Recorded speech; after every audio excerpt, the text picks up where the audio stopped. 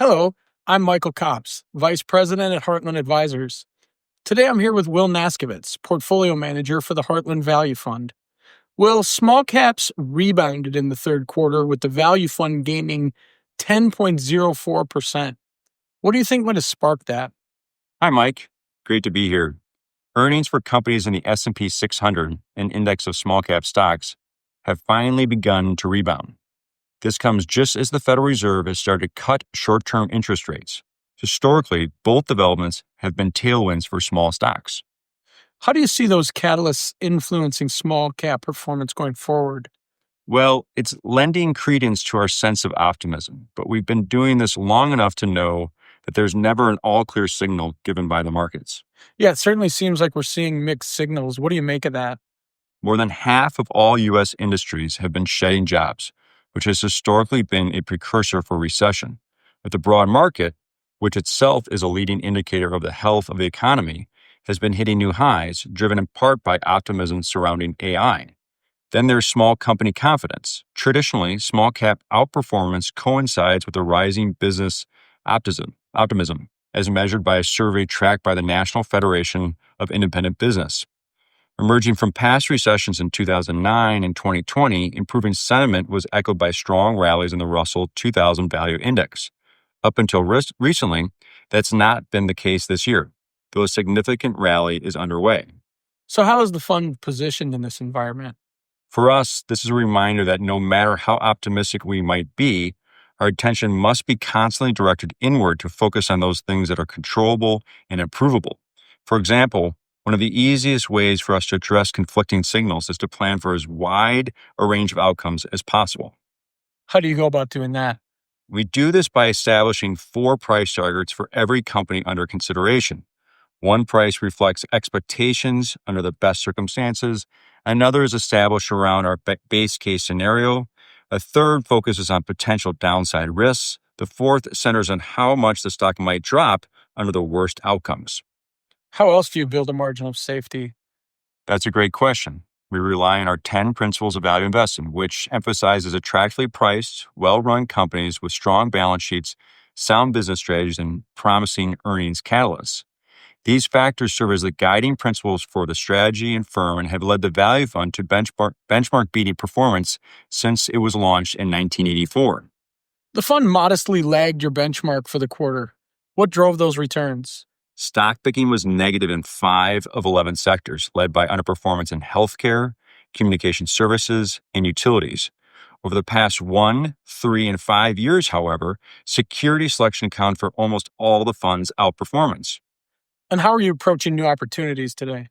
As value-minded investors in a richly priced equity market that's dominated by passivity and investors' love affair with AI, we've been able, remarkably, to uncover solid businesses priced at attractive valuations.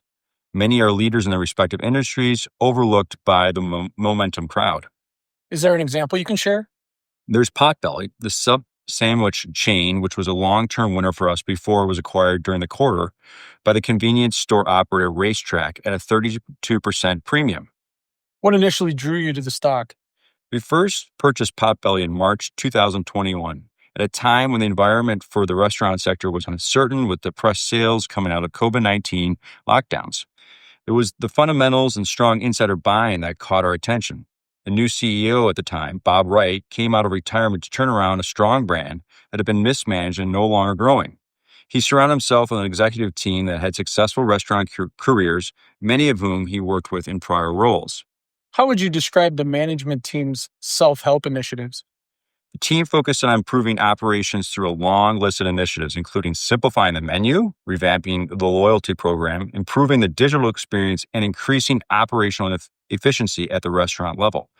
The efforts resulted in consistent same-store growth above restaurant peers and a structural improvement in margins. Potbelly wasn't the only holding that put itself in a position to succeed after running into some difficulties, right? That's right. Calavo is another industry leader that caught our attention. The company's unique health-conscious food products were intriguing, but they were in the midst of a management transition, so it was put on our watch list. After a series of research calls and covering an improvement outlook, we began to accumulate the stock early this year. Can you tell us a little bit about the company? Calavo is a leading marketer and distributor of avocados and guacamole. After a multi-year period of mismanagement that included several CEOs, a longtime former chief executive came out of retirement to stabilize operations. He is aligned with shareholders receiving large equity grants that vest significantly higher than current stock levels and bought sizable numbers of shares in the open market. And what has the CEO done to turn the business around? Since returning to the business, he is focused on exiting low margin business lines and growing the prepared guacamole business that was 10% of total sales last year, but has double the gross margin of the core business. This business grew 40% year over year in the last quarter, and management believes they can double the size of this business within the next 2 years, which would be fruitful for Calavo's earnings potential.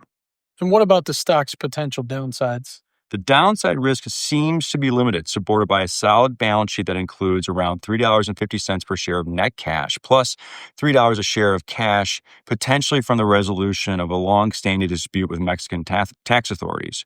We aren't the only believers. Calavo received an unsolicited buyout offer for $32 a share in July. Any final thoughts to wrap up the third quarter? Past quarter has confirmed our optimism about the improving opportunities for small cap value investors. However, it has also reinforced the importance of having the right process in place regardless of the circumstances. We believe sound security selection, formed by thorough research and implemented with process discipline, will guide performance as it has been for more than 40 years. Thanks for sharing your thoughts, Will.